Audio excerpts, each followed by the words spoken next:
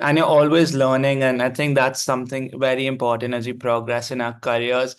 And about data, one of the big motivations for our team to start Procure again was that lack of data, lack of communication, to really bring it together that it doesn't matter if it's a digital twin or a UAV or INSAR or sensors. People need to be informed and people need to know that, this is what we're doing, and really solving that iron triangle of value, time, and cost, and balancing that out. Because I think if we figure that challenge out and really give opportunities to everyone, it'll be very, very progressive in our field as well.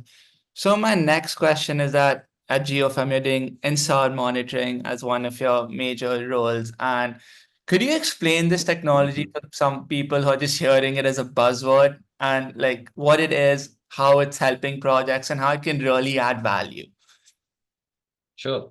So when we usually refer to the satellite and remote sensing, people usually they tend to link it with imagery or Google Earth images and optical satellites and those kind of stuff, and they wonder how we are using the satellite to monitor the ground.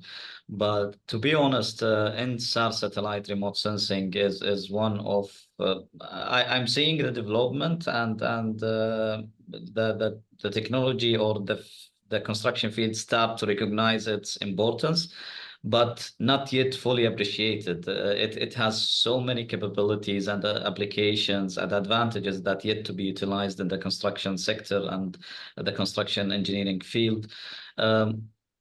Imagine that if we have the ability to access any location on the ground, remotely from the space, not only in the present time, but we can go and travel back in time. So we call it sometimes internally in GeoFem, we call INSAR as the time capsule, because when something goes wrong, and unfortunately, this is also a bad habit in the practice currently, they do not realize the importance of the monitoring unless a problem happens. But the monitoring system should not be used on that basis. It should be proactive, not reactive system. You should adopt monitoring system before anything goes wrong, because if things can goes wrong, you can avoid it, or you can learn from your data and enhance the other projects and keep an eye on your projects and assets. But let's say if something goes wrong and you didn't, unfortunately, use or utilize monitoring system, the only option, I would say the only or one of the only options available is the INSAR satellite remote sensing, because with that tool, you can travel back in time and see when this problem, let it be a slope stability failure or excavation failure or deformation of a building or a ground or a foundation. You want to know what causes it, what derives it to fail, and what could be the reasons behind it. So INSAR will be one of your assets to identify and evaluate these. And a lot of people surprised about the accuracy, because they think it's thousands of kilometers or meters away above the ground, how accurate it could be to capture the deformation and the monitoring.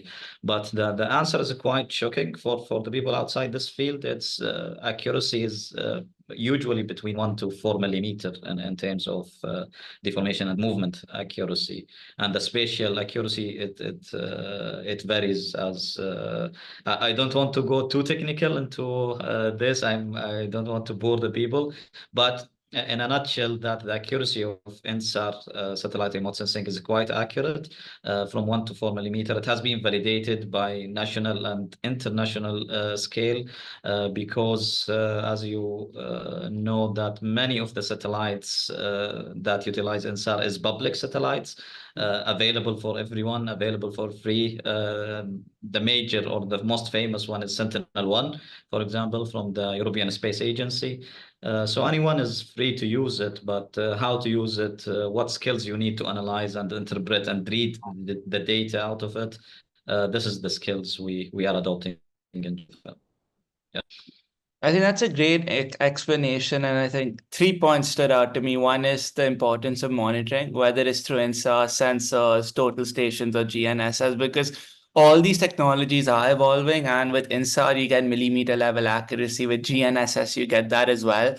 And it does work as an early warning system. So you would rather have it. It's like your life insurance today, right? Like you want your life insurance, but you never want Yeah. to claim it.